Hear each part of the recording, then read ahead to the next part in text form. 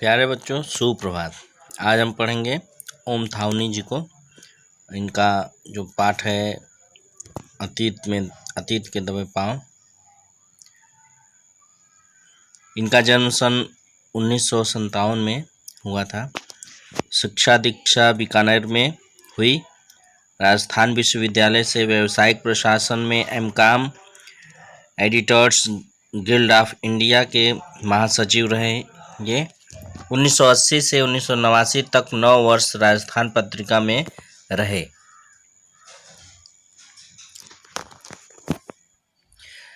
इतवारी पत्रिका के संपादन ने साप्ताहिक को विशेष प्रतिभा दिलाई।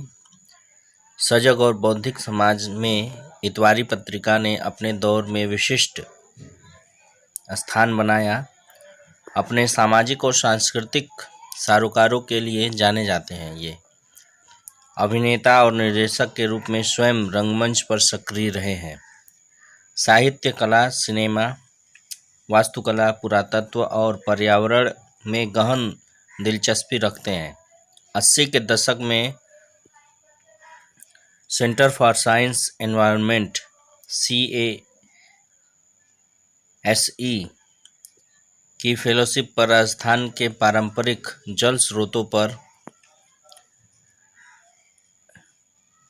खोजबीन कर विस्तार से लिखा।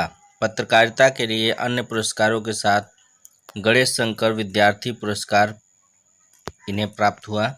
1909 में 9 से संपादक के नाते दैनिक जनसत्ता दिल्ली और कलकत्ता के संस्करणों का दायित्व संभाला। पिछले 17 वर्षों से इंडियन एक्सप्रेस समूह के हिंदी दैनिक जनसत्ता में संपादन के रूप में कार्यरत हैं। इतिहास में दिशा दे सकता है तो ऐतिहासिक नगर सभ्यता के विकास को दिशा दे सकते हैं। इसी संदर्भ में यह रचना ओम थावनी की यात्रा वृत्तांत और रिपोर्ट का मिला जुला रूप है। यात्रा वृत्तांत भी है और रिपोर्ट भी, दोनों चीज़ें हैं, जो अब तक के ज्ञान में भारतीय भूमि ही नहीं, विश्व फलक पर घटित सभ्यता की सबसे प्राचीन घटना को उतने ही सुनियोजित ढंग से पुनर्जीवित करता है जितने सुनियोजित ढंग से उसके 2 महानगर मोहनजोदाड़ो और हड़प्पा बसे थे। लेखक ने टीलों, स्नानागारों, मृदभांडों, कुओं, तालाबों, मकानों और मार्गों से प्राप्त पुरातत्व में मानव संस्कृति की उस समझदार ध्वन्यात्मक घटना को बड़े इत्मीनान से खोज खोज कर हमें दिखलाया है, जिससे हम इतिहास की सपाट वर्णनात्मक से ग्रस्त होने की जगह इतिहास बोध से तर होते हैं। जिस प्रकार सिंधु घाटी की सभ्यता एक समय प्राणधारा से तर थी। सिंधु सभ्यता के सबसे बड़े शहर मोहनजोदाड़ो की नगर योजना अभिभूत करती है।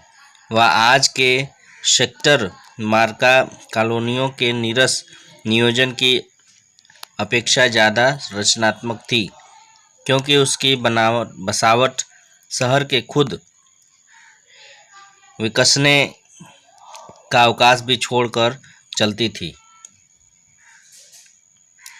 पुरातत्व के निष्प्राण पड़े चिन्हों से एक जमाने में आबाद घरों, लोगों और उनकी सामाजिक, धार्मिक, राजनीतिक और आर्थिक गतिविधियों का पुख्ता अनुमान किया जा सकता है। वह सभ्यता ताकत के बल पर शासित होने की जगह आपसी समझ से अनुशासित थी। उसमें भव्यता थी पर आडंबर नहीं था। उसकी खूबी उसका सौंदर्य बोध था, जो राज पोषित था या धर्म पोषित न होकर समाज पोषित था। मतलब किसी राजा की सत्ता यहाँ देखने को नहीं मिलती, न तो किसी धर्म का यहाँ प्रबल अधिकार था। यह समाज पोषित थी, यानी लोगों द्वारा ही थी। अतीत की ऐसी कहानियों के स्मारक चिन्हों का आधुनिक व्यवस्था के विकास अभियानों की भेंट चढ़ते जाना भी लेखक को कचोटता है। तो यहाँ अतीत के दबे पांव यानी बीते हुए, दबे पांव का मतलब यही हुआ कि जो बीते हुए समय में जो चीज़ें हैं उसको उभारने की कोशिश की जा रही है, और साक्ष्यों के आधार पर जानकारियां देने की बात यहाँ हो रही है। अतीत में दबे पांव ओम थावनी जी की यह रचना है और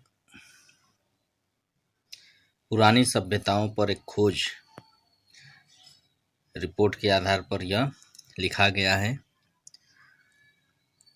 जो सिंधु सभ्यता के प्राचीन दो नगर हड़प्पा और मोहनजोदाड़ो, इन्हीं दो नगरों पर केंद्रित है यह पाठ। अभी भी मोहनजोदड़ो और हड़प्पा प्राचीन भारत के ही नहीं, दुनिया की के दो सबसे पुराने नियोजित शहर माने जाते हैं। ये सिंधु सभ्यता के परवर्ती यानी परिपक्व दौर के शहर हैं। खुदाई में और शहर भी मिले हैं, लेकिन मोहनजोदड़ो ताम्रकाल के शहरों में सबसे बड़ा है। यह सबसे उत्कृष्ट भी है। व्यापक खुदाई यहीं पर संभव हुई। बड़ी तादाद में इमारतें, सड़कें, धातु पत्थर की मूर्तियां, चाक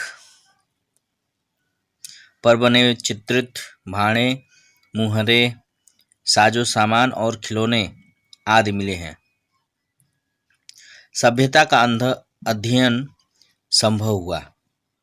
उधर सैकड़ों मील दूर हड़प्पा के ज़्यादातर साक्ष्य रेल लाइन बिछाने के दौरान विकास की भेंट चढ़ गए। मोहनजोदड़ो के बारे में धारणा है कि अपने दौर में यह घाटी की सभ्यता का केंद्र रहा होगा, यानी एक तरह की राजधानी। माना जाता है यह शहर 200 हेक्टेयर क्षेत्र में फैला था। आबादी कोई 85,000 थी। जाहिर है 5,000 साल पहले यह आज के महानगर की परिभाषा को भी लांघता होगा। दिलचस्प बात यह है कि सिंधु घाटी मैदान की संस्कृति थी, पर पूरा मोहनजोदाड़ो छोटे मोटे टीलों पर आबाद था। ये टीले प्राकृतिक नहीं थे, कच्ची और पक्की दोनों तरह की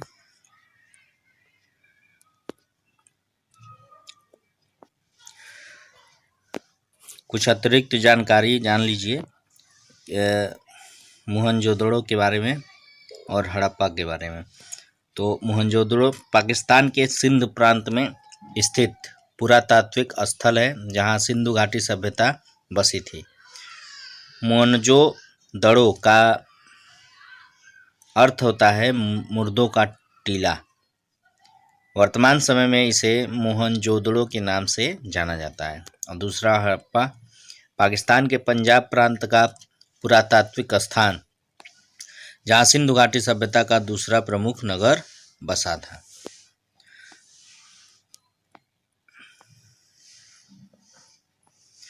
अब कच्ची और पक्की दोनों तरह की ईंटों से धरती की सतह को ऊंचा उठाया गया था, ताकि सिंधु का पानी बाहर पसर आए तो उससे बचा जा सके। मोहनजोदड़ो की खूबी यह है कि इस आदिम शहर की सड़कें और गलियों में आप आज भी फिर सकते हैं। यहाँ की सभ्यता और संस्कृति का सामान भले अजायब घरों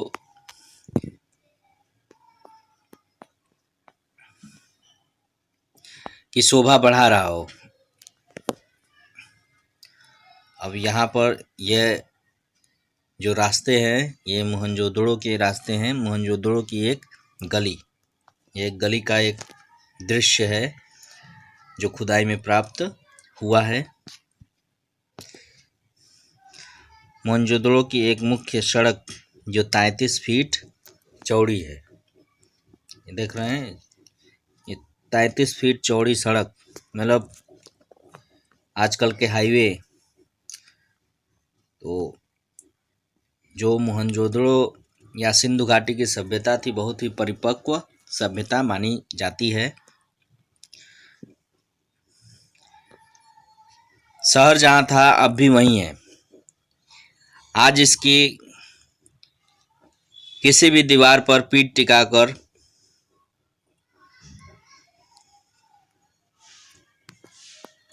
आप इसकी किसी भी दीवार पर पीठ टिकाकर सुस्ता सकते हैं, वह एक खंडहर क्यों न हो। किसी घर की देहरी पर पांव रखकर आप सहसा सहम सकते हैं। रसोई की खिड़की पर खड़े होकर उसकी गंध महसूस कर सकते हैं, या शहर के किसी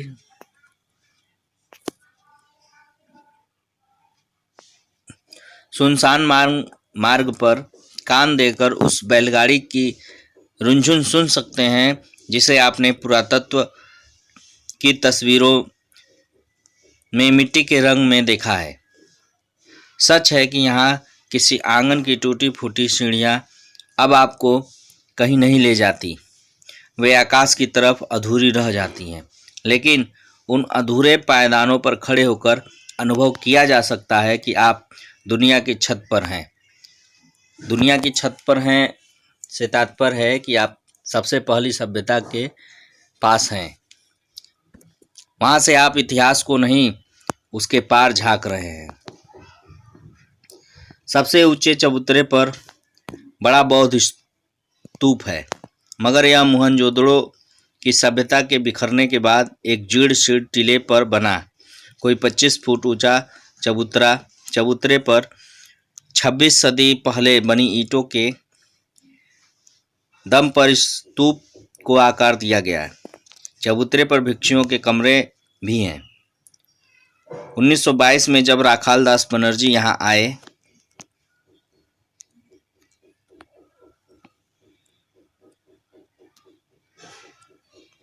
ये स्तूप है,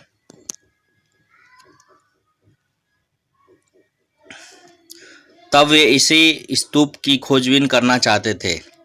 इसके गिर्द खुदाई शुरू करने के बाद उन्हें इल्हाम हुआ कि यहाँ ईसा पूर्व के निशान हैं।